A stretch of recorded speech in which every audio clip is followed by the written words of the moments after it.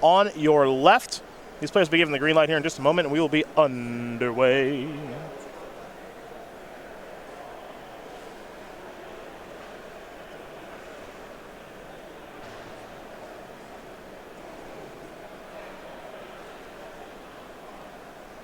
We'll begin things with a Goblin Guide. Johnson's going to fall down to 18. Inspiring Vantage to land, which Collins is revealing that he is splashing white, as burn decks oftentimes do. Yep, Boros Charm plus Lightning Helix and sideboard cards. Nothing out of the ordinary here. 4 Sunbaked Canyons to go along with 4 Inspiring Advantage. This build playing 20 lands. Sometimes you see 19 with the Midnight Grim Lavamancer.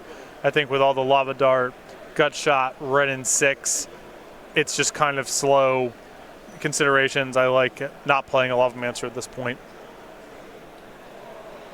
There'll be a Blood Crypt untapped here from the Bloodstained Mire for Chris Johnson.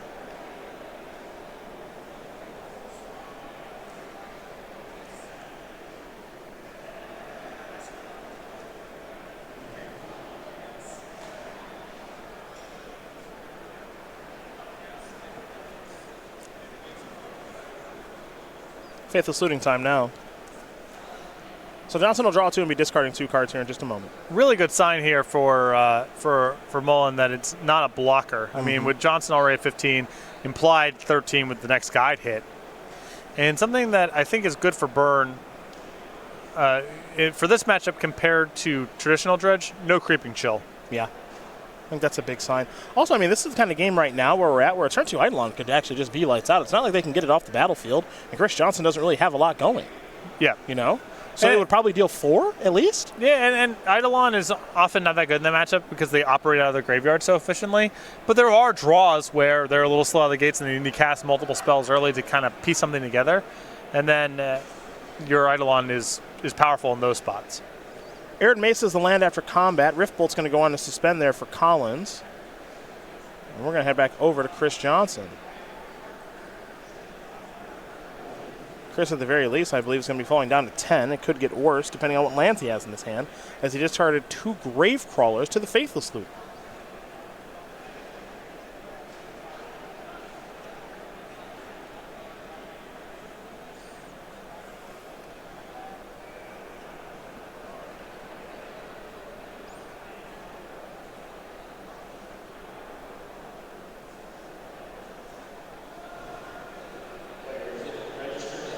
That'll be Insolent Neonate. There's a Black Cleave Cliffs.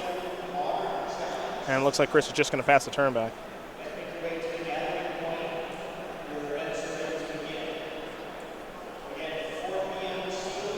Collins is going to search up a basic mountain off the Arid Mesa.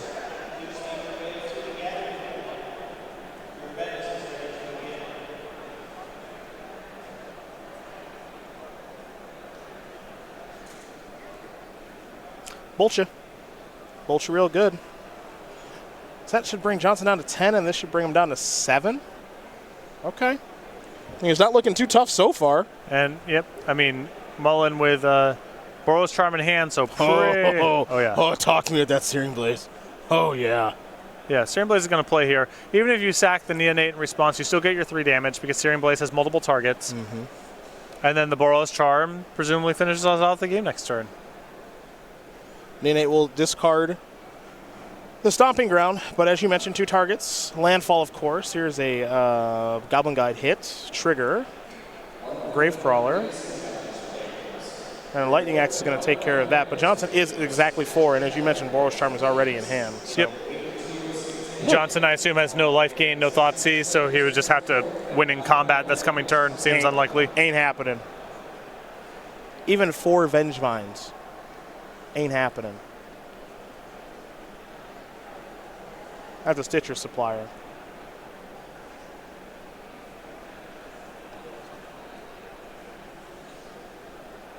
A Hogak, a Swamp, and a Blackleaf Cliffs are heading to the graveyard.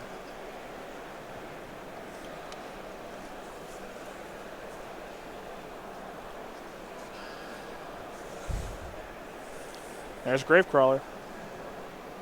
Going to Convoke in a Hogak. And Collins is going to show him a nice, beautiful Boros Charm here in just a moment as he slides it to the forefront of his hand.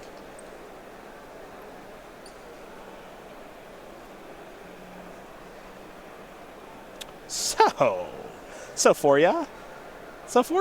Collins Mullen gonna win game number 1 here over Chris Johnson. Burn up a game very quickly over Hogak. Is it better than we think? Maybe in this matchup. I mean, my experience playing this matchup was I just got so overpowered that even if some of the fundamentals of the matchup are in your favor, it's, you know, the card quality, the speed with which they kill you. But maybe not. Mullen 5-0. Won that game very easily, kind of how you would draw it up. They don't block, they don't get to the battlefield that fast, they don't gain life, they don't interact with your hand. So you have a Goblin Guide and some burn spells, that's going to be good enough to beat a lot of their hands. Well, it certainly was that particular game for Collins. As we take a look at the sideboards here for both players, we're going to start with Rotting Rigosaur. 3 copies of that there for Chris Johnson. I got 2 Plague Engineers, 2 Leyline of the Void, 2 Force of Vigor, 2 Fatal Push, 2 Collective Brutality, a Nature's Claim, and an Assassin's Trophy. So you want a little bit of the hedging against a potential Leyline type of cards, and the Assassin's Trophy, the Nature's Claim can target Eidolon and can also tag that sort of thing. I think the Rotting Rigosaur is really the star here. Yeah. Even if your graveyard's cut off, it still works. It's huge. Ends the game very quickly. The Fatal Pushes and the Collective Brutalities are solid here as well. For Collins Mullen, he's got 4 Smashes Smithereens, 3 Tormod's Crypts, 3 Path to Exiles, 2 Tecatli Honor Guards, and 2 Boom Deflecting Palms. I imagine you just want to do an 8-for-8 swap here. The 3 Tormod's Crypts, the 3 Paths, and the 2 Deflecting Palms. Interaction for the graveyard, and cards that are good against Vengevine and Hogak in Path to Exile, and those particularly Deflecting Palm. Well, those are the options there for both players. Game number 2 about to be underway here in just a moment, but you see those chairs that those players are sitting in? We're sitting in them too. You could be as well from our friends over at Carnox. They got your back. Save 10% at checkout when you visit carnox.com/SCG. It'll take care of you right on that exit when you are leaving the website with your purchase of maybe one of these beautiful gaming chairs. Carnox, we've got your back. Once again, carnox.com/SCG. Collins Mullen, very quickly up a game, 5-0 here in Columbus, Ohio. His biggest win, of course, was a handful of years ago in Cincinnati with Humans. He played 14 opens last year. He's got 8 open. He had 3 open top 8s last year. He's got 8 open top 8s all time with that win in Cincinnati with Humans in Modern, putting that deck on the map. 2 invitational top 8s as well for the 24-year-old from Durham, North Carolina. Also a member of Team Lotus Box who enjoys rock climbing and bouldering. Which, okay. You ever do any rock climbing or bouldering? Gone rock climbing 1 or 2 times in my life. Seems hard. It's not really my thing. Seems hard and dangerous. No, you're usually like strapped into a harness. You're not just like free range, just climbing rocks, unless you're typically very experienced. It's like what I see in movies. People just free range rock climbing. It's not really a thing that people commonly do. Okay. When people describe themselves as a rock climber, that's usually not what they're talking about. All right. Good to know. Good to know. It's not for me. I'll say that much. But you know what? To each their own. Do the things that make you happy. Other sports I prefer playing a lot more. What's the difference between rock climbing and bouldering? I don't know. Other than a boulder is definitely bigger than a rock. I would ask Collins. All right. In spite of moving to Colorado a couple of years ago, I've not picked up the outdoorsy sports. You live near Boulder. Yes. Which implies, I bet there's bouldering there, if I had to guess. Probably. I don't know. I've only been up to Boulder a handful of times. Heard it's nice. It is nice. Yeah. But it's, I don't know. Have you been to Aspen? I've driven through it. I've stopped to get gas there, but I've never, like, stayed there. Is it like, was it north of Denver? West. West of Denver. How far? Hour and a half, 2 hours. All right. I only want to go there solely because of Dumb and Dumber. That was the first movie that I ever walked out on. I was 12. You are a curmudgeon. And I walked out of the theater. How? But not the last movie I walked out. What do you mean? It's so good. I was like, this is so stupid. I'm leaving. Of course it's stupid. You're unbelievable. At 12? 11 or 12? Whatever. I can find out. Had to go read the newspaper, huh? I'm sure the newspaper was probably more stimulating for your interests. The Star Ledger? Yeah. Yeah. Both these players taking a look at their openers. Collins is going to send it back. Yeah, I just left. Just walked out. You do The you. Hillsborough Cinema. I don't know if it's there anymore. but I remember the movie theater. Just walked to Target. You know what? You probably just wanted to read something. I got something for you to read right here. StarCityGames.com newsletter. Every week. I'll let you take care of this. Tell the people what they can read. Well, it's your source for Magic the Gathering news curated by Cedric Phillips. Included in the newsletter, highlights from some of SCG's best articles. You can find upcoming SCG Tour dates and locations. Are you looking for an invitational qualifier or game night near you? You can find it in the newsletter. And best of all, signing up is free over at go.starcitygames.com/newsletter. Perfect. These Well are done. my early movie experiences All that right. I occasionally get made fun of for. All right, here we go. Walked out of Dumb and Dumber, Okay. fell asleep during The Matrix.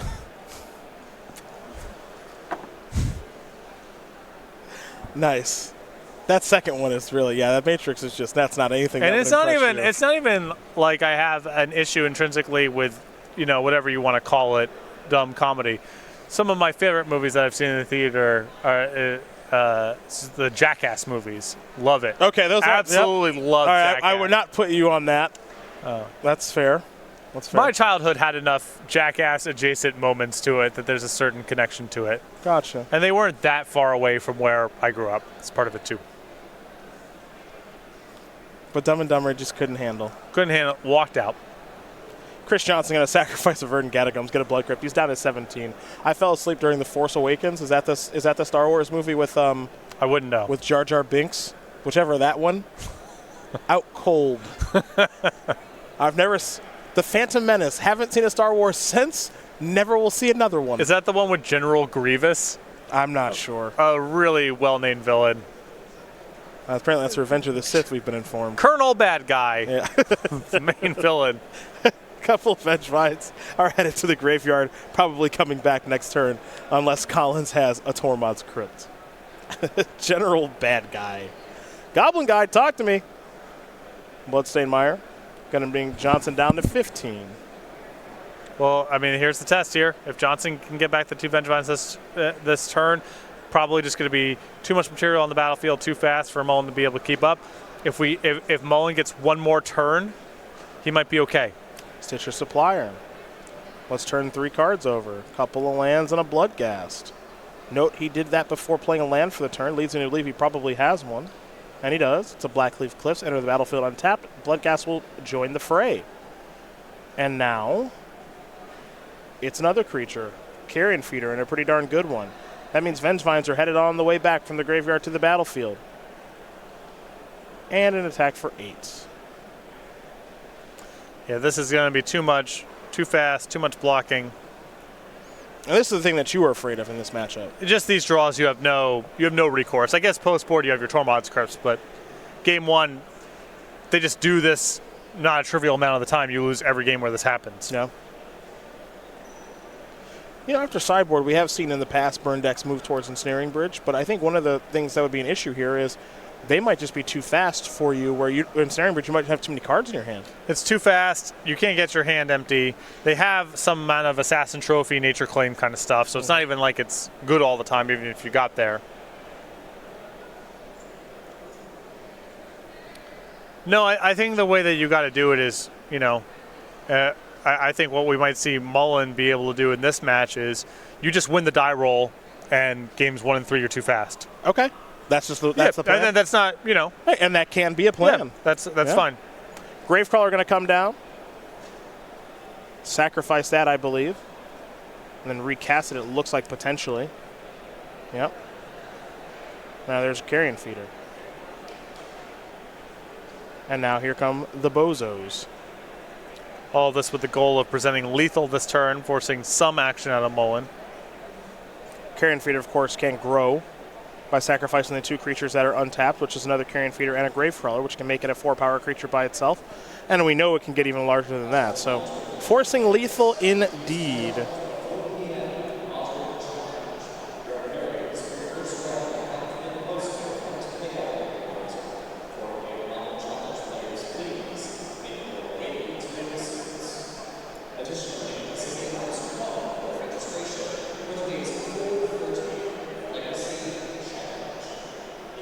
Goblin Guide's thinking about getting in front of the carrion feeder because it can just grow so much.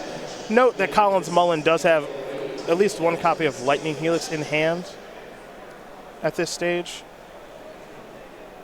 And I'm not sure how good Lightning Helix is going to be in this spot, even at targeting creatures, because you can sacrifice them to the feeder to stop your opponent from being able to gain life. Yeah, I mean, in theory, the path here is you want to Helix Johnson to keep yourself alive and then cobble together enough lava spikes to win the game, but Johnson's life total is just way too high. And this is where, like, Deflecting Palm can be valuable, too. It can be kind of another Lightning Helix in terms of shrinking the amount of damage that you need to do and allowing you to survive combat as well. Mm-hmm. But Mullins' hand isn't even very good. There's 2 more lands in there. Here is a Helix. He's going to go upstairs with that. No sense in targeting the creature. So Johnson's going to fall down to 12. Collins is going to go up to 14. Then he's going to take 4, 8, 9, 10. It looks like 11 points of damage. Gravecaller will be sacrificed before damage here to turn the feeder into a 3-3. I think we might just see Collins take one more draw step here before waving the flag, as it were. Tormod's Crypt is a little late. And I wouldn't show that one. There you go. Chris Johnson going to win game number 2 here over Collins Mullen. Hogak Byrne getting ready for game number 3. Over the years, I've noticed Mullen's pretty good at, concealing information in games that are close to hopeless in spots like that. It's something he's pretty mindful of and something that I see a lot of other players not pay enough attention to. Sure. Well, these players are going to... I don't think they're going to go back to the drawing board. It doesn't look like it. It looks like Chris is going to take a look. Not sure if Collins will or not. I imagine he's prepared himself for this matchup so he doesn't have to think about re-sideboarding the difference between the play and the draw. So Chris might change some things up. Collins looks good to go. And we'll watch game number 3 unfold here in just a moment. But before we do that, we got to talk about the StarCityGames.com YouTube page, where you can watch Versus Live with Todd Anderson, Ross Merriam, and Corey Baumeister, the newest member, who won SCG Philadelphia last weekend with Shaheen Sarani and Peter Ingram. You got Commander Versus with Stephen Green, Jeremy Knoll, Jonathan Suarez, and Justin Parnell. A little flashback action with myself, Brad Nelson, Todd Anderson, and many others. Best of SCG Tour moments, and a whole bunch more. Subscribe today at youtube.com/StarCityGames. Become one of over 150,000 subscribers. And thanks to each and every single one of you for watching the content on that page. Burn on the play. I can buy into Burn on the play. That's how you draw it up, That game, that hand that Johnson had, even if Mullen was on the play, it would be pretty hard for him to win. And your sideboard cards here should be very effective if you draw them. Mm-hmm. I agree with that. Tormod's Crypt does certainly have a shelf life. It's not good always. Nope. You got to draw it at the right time. You really want to have a creature with your Tormod's Crypt. You want to have that recurring source of damage while you keep them off balance. Mm-hmm. If you're all on lava spikes, the Tormod's Crypt might buy you some time, but, is that going to be fast enough when you're down a card? Well, that's the question, right? Both these players are going to take a look at their opening hands. Getting ready for game number 3 of round number 6. Again, keep in mind, we're taking your questions at the end of the round, everybody.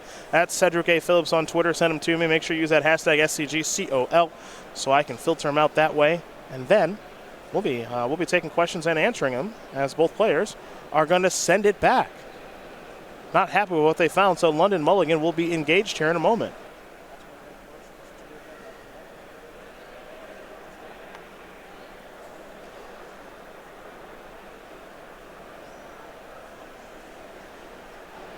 They got to find something that they're happy with.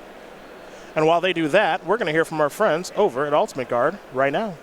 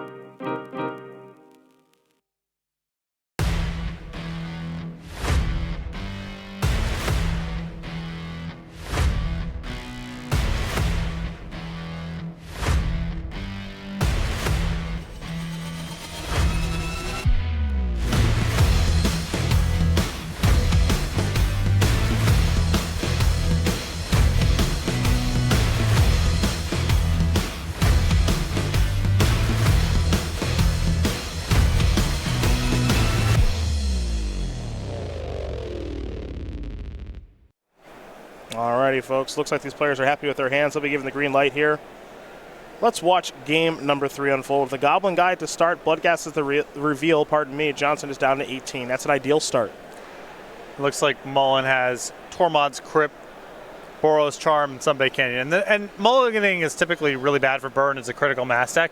This is the kind of matchup where you can afford to mulligan pretty aggressively for one of your 1-drops because they don't play that much removal or blockers. Your creatures are so good, especially when you're on the play, that Mullen can afford to be pretty aggressive looking for a 1-drop, especially something backed up with Tormod's Crypt.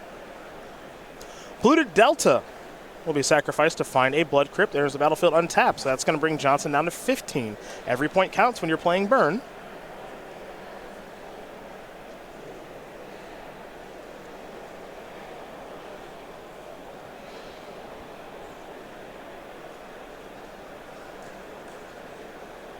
And there's a Faithless Looting. And so this Goblin Guide is going to be worth at least 4.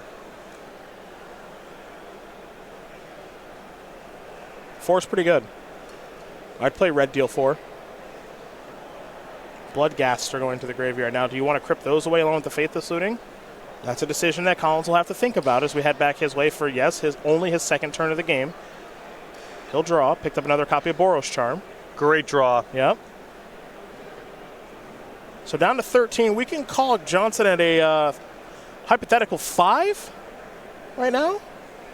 Yep. And I mean, that's not accounting for any more fetches or duels. Of course, of course. Yeah, I like Tormod's Crypting here. Just get rid of those. Obviously, I think you should play it now. That part I think is easy. Yeah, something threatening could happen. Yep. And he just, yeah, okay, he's not going to waste any time. He's going to crypt away those. That means that's going to hold Hogak even longer. Right. I mean, anything else? And you know, it's just so without those Bloodghasts enabling various things, it's just so hard for Johnson to be able to block this turn.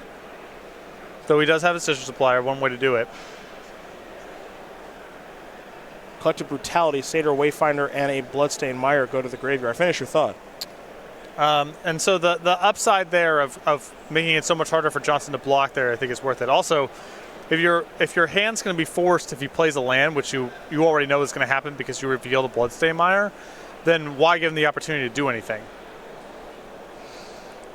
Carrion Feeder. I'm just going to pass the turn back. So Carrion Feeder can't block, but Citrus Supplier can. There's the Boros Charm. Going to knock Johnson down to 8. Mullen will be untapping. In a moment, he will be drawing. And I'm curious to see as what he draws. A Lightning Bolt. So now if Johnson fetches or plays a Ravnica Dual land on tap, that is lethal. Mm-hmm. There's your attack with Goblin Guide. No real surprise there. Trigger, top card, Carrion Feeder. Okay. There's your block with the Citrus Supplier. I think we're going to see Carrion Feeder eat that. We will. There will be a trigger. 3 cards will get milled. Carrion Feeder is 1. Assassin Trophy is 2. Faithless Looting is 3. Carrion Feeder is now a 2/2. And Mullen putting pressure on Johnson to be able to block next turn.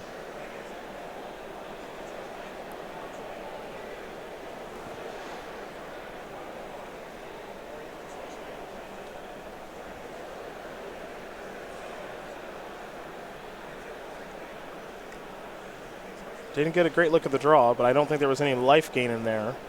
It's going to be tough for Johnson to both beat the board and beat the hand, especially with Mullen having a Sunbay Canyon for multiple looks and another burn spell next turn should Johnson survive. Even something like Collective Brutality would not be very good from this spot.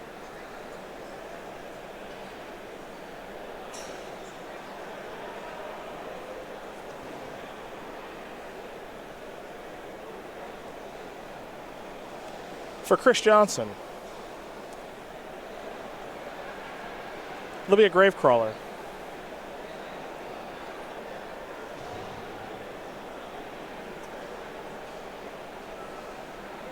Another creature that can't block. It's one of this deck's weaknesses. That's another Gravecrawler.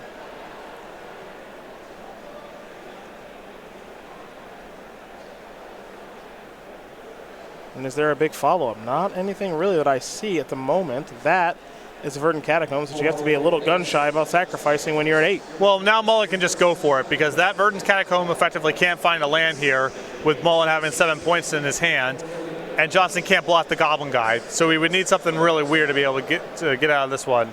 Bang, bang. Collins, Mullen going to win this game and match over Chris Johnson 2-1.